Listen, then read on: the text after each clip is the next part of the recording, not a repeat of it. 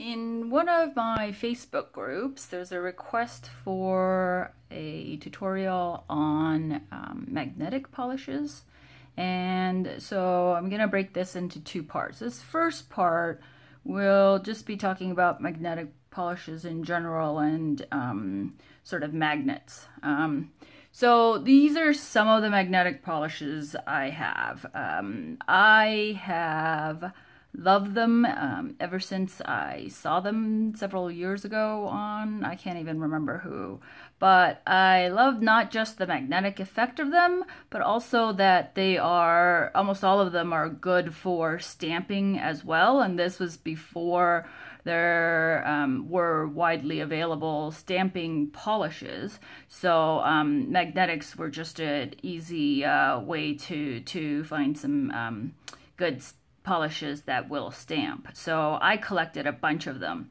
And before, Masura sort of reinvigorated the whole magnetic polish market, the first I saw was really Essence, which is a European brand. And those were the first magnetic polishes that I saw. And Ulta carried some, but I actually did a swap to get a lot of these. So in the US, Sally Hansen came out with a magnetic polish line. Sinful Colors did a limited edition for a while. Essie did.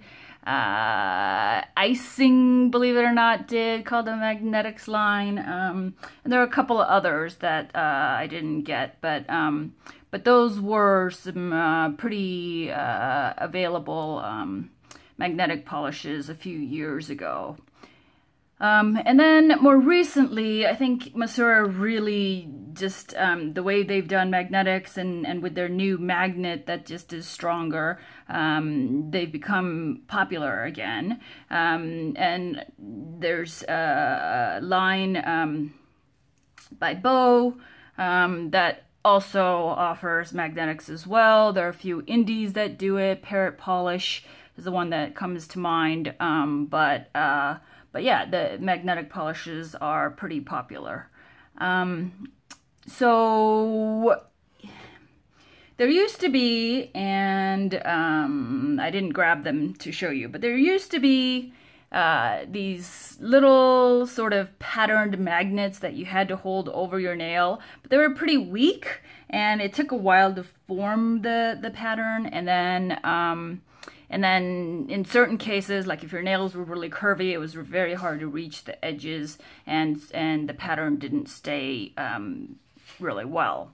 And then Masura's magnet was humongous, and I don't know that if this is how big it is, but this is the one that I ended up buying, and it is pretty gigantic if you can't tell. It's a bar magnet that I got on Amazon. It was like $9, but I like this one because it's big, it's easy to hold, and you can easily sort of run them, I don't know if you can tell, but run them over your polishes and see what it will look like once they're on the nail.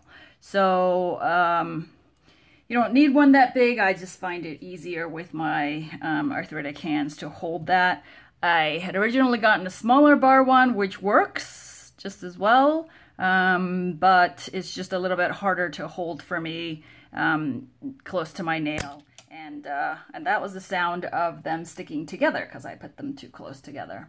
But yeah, those are sort of the magnetic options that are available. And they're pretty cheap on eBay. If you search for neodymium